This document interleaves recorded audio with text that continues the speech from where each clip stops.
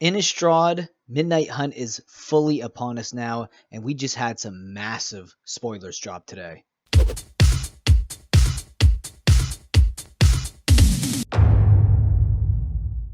Welcome back to my channel. I am Mattcaster Mage, and I do make Magic Gathering content every single day, so if you do enjoy my videos, please hit that like button, and this video will get shared in YouTube's algorithm. Now, let's jump into these spoilers. We did have some massive drops today. Let's start the list off with Enduring Angel. Now, this is a mythic angel with flying and double strike. It also gives you hexproof, and if your life total would be reduced to 0 or less, instead transform Enduring Angel and your life total becomes 3. Then if Enduring Angel didn't transform this way, you lose the game. So essentially, this actually protects you from losing the game even when your life total is 0. Now, the flip version of this card has flying and hexproof, and when its power and toughness are each equal to your life total, whenever Angelic Enforcer attacks, double your life total. Now, that is an interesting way of doing lifelink. This could get pretty crazy. This could be really broken, especially in Commander. Not even just a tribal angel deck. I think this is a pretty good mythic in any sort of mono-white commander build. I'm not sure if we're going to see it in standard, but it wouldn't surprise me if it makes an appearance there as well.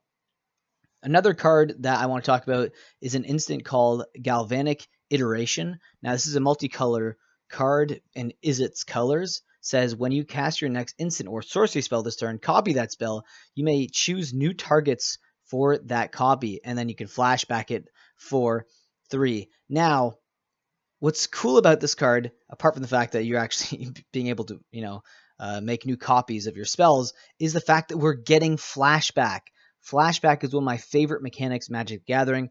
My channel is called Mattcaster Mage, and Snapcaster Mage is one of the biggest flashback creatures in the game, and I am thrilled to see this mechanic back, and this card is one of the first cards that I've seen with it. Now, we're also getting a land cycle, a very interesting land cycle, and it started in Innistrad, and the card that I always think about when I think about this land cycle is Sulphur Falls, which is the red-blue version, but essentially you have overgrown farmland here, and it enters the battlefield tapped unless you control 2 or more lands. Now, this is green-white. We also have a black-blue version called Shipwreck Marsh. We have Rockfall Vale, which is red-green, so Gruul colors. We have Haunted Ridge, which is red-black, so in Rakdos colors. Then we also get Deserted Beach, which is the blue-white one, so in Azorius colors. And I love the artwork of these extended art border ones. They look fantastic. I can't wait to see what these are going to look like in foil. I imagine they're going to look amazing. Now, the next card I wanted to talk about is called Light Up the Night. Now, this card is a red sorcery and has X and 1 red. Light Up the Night deals X damage to any target. It deals X plus 1 damage instead if that target is a creature or planeswalker. Now, it has a flashback ability as well, 3 colors and 1 red, and you can remove X loyalty counters from any among planeswalkers you control. If you cast the spell this way, X can't be 0. Okay, so interesting. This is going to be a very nice way to deal with creatures and planeswalkers.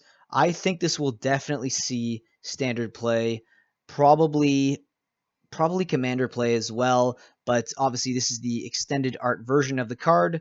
We are going to have the regular version, but the extended art version is basically just the same version. They just crop it a little bit and expand it in the borders.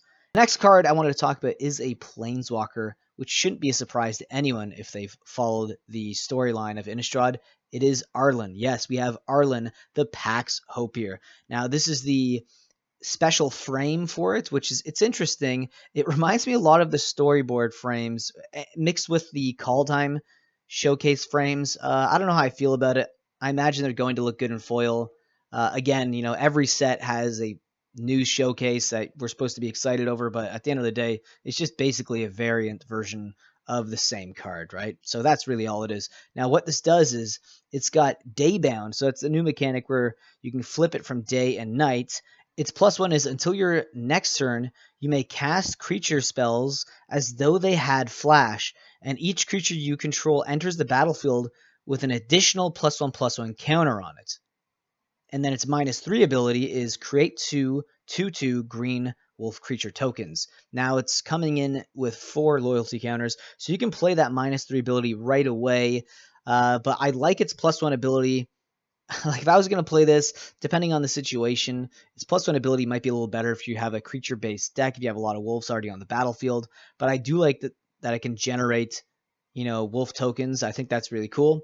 Now its Nightbound ability, if you flip this card, it has a +2 of 1 red and 1 green, so you can add 2 mana to your mana pool. And then it has a 0 ability where until end of your turn, Arlen the Moon's Fury becomes a 5/5 werewolf creature with trample, indestructible, and haste.